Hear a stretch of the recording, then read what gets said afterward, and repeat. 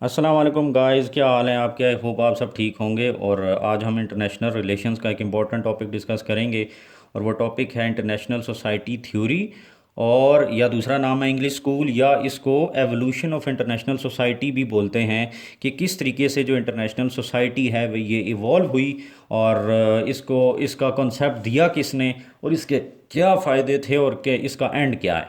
तो ये सारी चीज़ें हम डिस्कस करेंगे, कंसेप्ट से लेकर इसके फ्यूचर तक। तो बेसिकली ये वेस्ट का एक कॉन्सेप्ट है। और वो अपना जो दुनिया के अंदर उन्होंने ये सिस्टम जो है डेमोक्रेसी है या कैपिटलिज्म है, उस चीज़ को सही प्रूव करने के लिए खुद ही दलीलें दे रहे हैं। और हमने इस इंग्लिश स्कूल को समझना है कि ये वेस्ट में इंग्लिश स्कूल जो है ये क्या कह रहा है। तो let's start the topic. Basically concept जो है वो क्या है कि ये यूके बेस्ड एक आईआर का स्कूल है, इंटरनेशनल रिलेशंस का स्कूल है, इंग्लिश स्कूल हम इसको बोलते हैं। और ये क्या कंसेप्ट देता है, आपने इस चीज़ को समझना है कि एवोल्यूशन ऑफ इंटरनेशनल सोसाइटी, कि किस तरीके से इंटरनेशनल सोसाइटी, अब क्या है इंटरनेशनल सोसाइटी है कि जिस तरह एक ह्यूमन सोसाइटी के अंदर लोग होते हैं, इसी तरह इंटरनेशनल सोसाइटी के अंदर मुल्क हैं, नेशन स्टेट्स हैं, सिस्टम है, जो कि हमने पिछले लेक्चर के अंदर नेशन स्टेट्स को डिस्कस किया था। तो वो कहते हैं कि ये नेशन स्टेट्स हैं, और ये स्टेट्स मिलकर जो है ना ये इंटरनेशनल सोसाइटी बनाती हैं। और ये कॉन्सेप्ट हमने दिया, और ये बहुत अच्छा कॉन्सेप्ट है, दुनिया ने इसको फॉलो किया। तो ये इंग्लिश स्कूल कहता है कि different system implemented in the world but world had no concrete system, कि दुनिया की तारीख के अंदर मुख्तलिफ सिस्टम्स आए इस दुनिया में, और वो इम्प्लीमेंट भी किए गए, लेकिन कोई भी सिस्टम इतना अच्छा नहीं था कि उसको दुनिया जो है हमेशा के लिए अडॉप्ट कर लेती, या एक कंक्रीट सिस्टम दुनिया को मिलता जो कि फॉलो किया जाता। नाउ सारे सिस्टम आए, उसमें इस्लामिक सिस्टम भी है और बाकी सिस्टम भी हैं, लेकिन वो फेल हो गए। नाउ वेस्टर्न सिस्टम है, and western system evolve and world operates it as human society.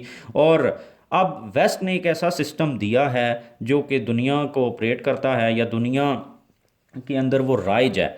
और वो इवॉल्व हुआ है वक्त के साथ साथ ह्यूमन सोसाइटी की तरह, जिस तरह ह्यूमन सोसाइटी जो है वो इवॉल्व हुई, और उसके अंदर जो अच्छी चीज़ें थी वो आगे बढ़ी, और जो अच्छी चीज़ें नहीं थी वो ख़त्म हो गई, इंसान ने उसको ख़त्म कर दिया। इसी तरीके से ये सिस्टम है जो इंटरनेशनल सोसाइटी का, ये भी इवॉल्व हुआ है वक्त के साथ साथ, और इसके अंदर बाकी सिस्टम की जो अच्छाइयाँ हैं वो इसके अंदर हैं, और बुराइयाँ जो हैं वो ख़त्म कर दी गई हैं। और ये कॉन्सेप्ट जो है ये हमने दिया है, वेस्ट ने दिया है, और ये पूरी दुनिया के अंदर फॉलो हो रहा है। Basically this is the concept of English school.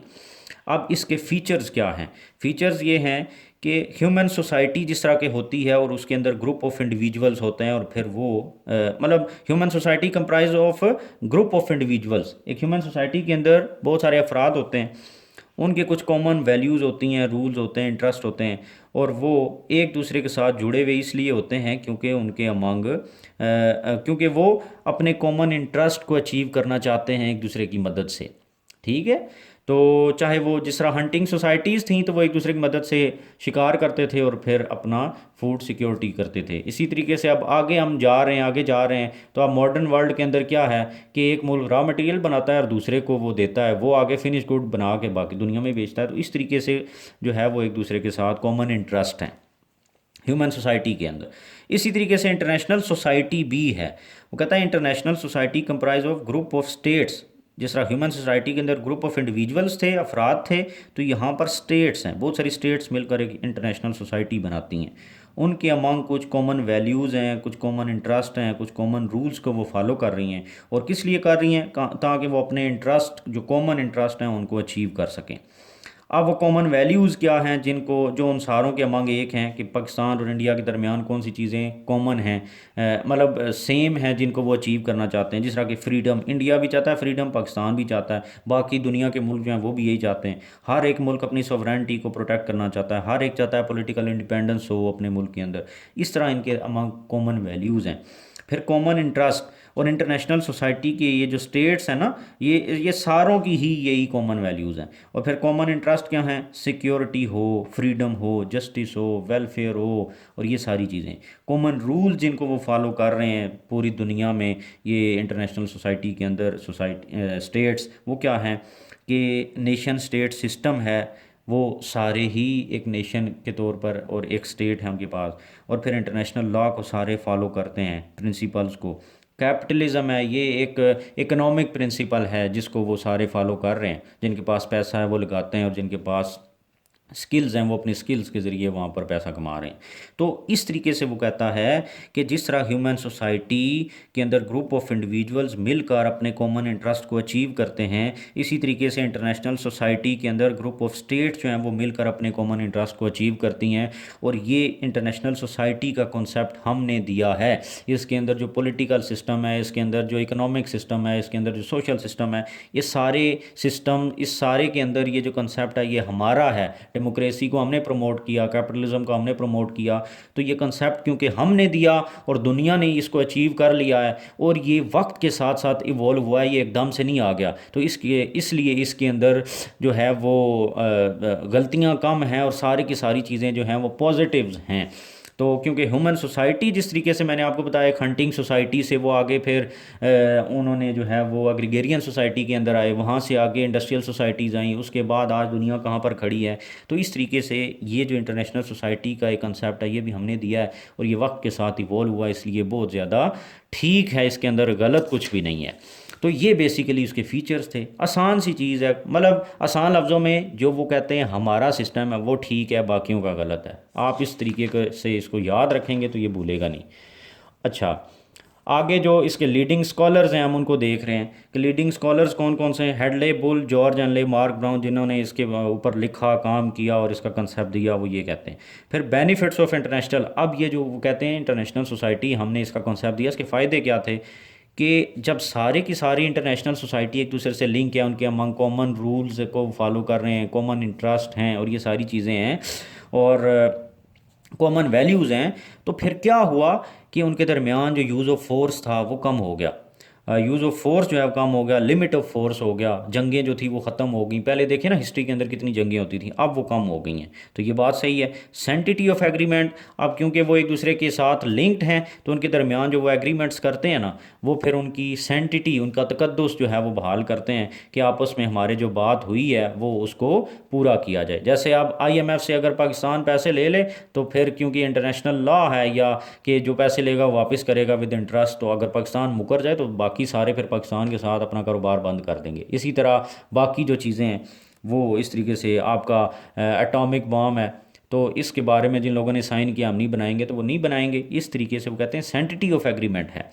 Economic prosperity rights लोगों को दिए गए, जैसे कि मल्टीनेशनल कंपनीज बनी और लोग एक कंपनी बनाकर मल्टीपल मुल्कों के अंदर वो काम कर रहे हैं और उनको प्रॉपर्टी राइट्स दिए गए। तो इस तरीके से वो कहता है दुनिया जब एक दूसरे के लिंक हुई, जो है वो उनके दरमियान कॉमन वैल्यूज़ और इंटरेस्ट बढ़े, तो फिर ये चीज़ें उनके दरमियान इकोनॉमिक प्रोस्पेरिटी आई, sanctity of agreement, use of force कम हो गया। फिर डिफरेंट डायमेंशंस इस सिस्टम की वो उसकी एवोल्यूशन की बताता है कि ये किस हिस्टोरिकल एवोल्यूशन अगर हम देखें इसकी, तो कहता है हिस्ट्री से ये एवॉल्व हुआ और डिफरेंट सिस्टम दुनिया के अंदर आए, लेकिन कोई भी सिस्टम इतना अच्छा नहीं था कि जिसको फॉलो किया जाता और दुनिया उसी को फॉलो करते हुए आगे बढ़ती। सारे सिस्टम आए लेकिन वो फेल हो गए। फिर लीगल सिस्टम, जिस तरह के इस्लामिक का सिस्टम था, इस्लामिक सिस्टम था, एक खिलाफत का, रोमन्स का सिस्टम था, चाइनीज़, तो ये सारे फेल हो गए। लेकिन एक ही सिस्टम बचा और वो क्या था, ये हमारा इंटरनेशनल सोसाइटी वाला। फिर थियोलॉजिकल जो है religion separate from the politics, ये चीज़ आई और ये चीज़ें भी जो हैं वो काफ़ी हद तक हुई, लेकिन वो भी इस पर्सपेक्टिव से भी ये इवॉल्व हुआ। ये चीज़ ठीक थी तो ये इसके अंदर आ गई। वो कहता है एवोल्यूशन देखें ना, जो चीज़ ठीक थी वो इसके अंदर आई, जो गलत थी वो ख़त्म हो गई। तो रिलीजन को सेपरेट कर दिया, किससे, पॉलिटिक्स और इकोनॉमिक से, इकोनॉमी से, तो वो कर दिया। नंबर 4 फिलोसॉफिकल इसके एवोल्यूशन ये हुई कि इसने कैपिटलिज्म को इस सिस्टम के अंदर आया, कैपिटलिज्म जो इकोनॉमिक सिस्टम है, और नेशन स्टेट सिस्टम जो है वो दुनिया ने एक्सेप्ट कर लिया क्योंकि उसकी एवोल्यूशन इस तरीके से हुई थी। अब इसके जो बेनिफिट्स हैं वो क्या हैं कि इंटरनेशनल सिस्टम जो है इवॉल्व हुआ है और ये एक ऐसा सिस्टम है जिसके अंदर इंटरनेशनल लॉ है। ये this is a system of international law, this is a system of capitalism, this is a system of diplomacy. तो इसके अंदर and this will continue for ever, वो कहता है, ये स्कूल कहता है, इंग्लिश स्कूल, कि ये कंसेप्ट जो है, ये सिस्टम फॉर एवर, जब तक दुनिया है ये इसी तरह फॉलो किया जाएगा, ये क्योंकि ये सबसे बेहतर सिस्टम है। बेसिकली देखें ना, वो कहते हैं कि जिस तरह यूएसएसआर अपना एक सिस्टम लेके आ गया था कम्युनिज्म का, तो वो कहते हैं इसको रिजेक्ट करता है, मतलब वो एक गलत सिस्टम था इस वजह से आया, लेकिन वो रिजेक्ट हो गया। हमारा सिस्टम बेहतर था, इस वजह से दुनिया ने इसको एक्सेप्ट कर लिया, तो वो अपने सिस्टम की प्रोटेक्शन के लिए इस तरह की बातें कर रहे हैं। और वो कहते हैं ये सारी, जब तक दुनिया है ये रहेगा, ये ख़त्म नहीं होने वाला। और फिर इसका एंड क्या है, एवोल्यूशन इस सिस्टम की कंटिन्यू रहेगी, और इसका एंड जो है वो ग्लोबलाइजेशन पे है। ग्लोबलाइजेशन की तरफ दुनिया जा रही है और दुनिया एक ग्लोबल विलेज बन जाएगी, और इसका एंड वहाँ पर होगा। तो ये था इंग्लिश स्कूल का कंसेप्ट। और इंटरनेशनल सोसाइटी बड़ा ही आसान कंसेप्ट है, सिंपल सा है कि जो वो कहते हैं हमारा पॉलिटिकल और डेमोक्रेटिक पॉलिटिकल और इकोनॉमिक सिस्टम है वही अच्छा है, बाकी दुनिया के निज़ाम गलत थे, इस वजह से वो रिजेक्ट हो गए। और फिर वो कहता है कि हमारा सिस्टम किस तरह इवॉल्व हुआ वक्त के साथ साथ, वो उसकी बातें करता है कि जिस तरह ह्यूमन सोसाइटी इवॉल्व हुई इसी तरह हमारा सिस्टम भी इवॉल्व हुआ, और ये बहुत अच्छा सिस्टम है। ये था हमारा आज का लेक्चर। आई होप आपको समझ आएगा, और अगर आपको मेरे लेक्चर समझ आ रहे हैं तो मेरे चैनल को लाइक, सब्सक्राइब एंड शेयर ज़रूर करें, फीडबैक भी दे दें।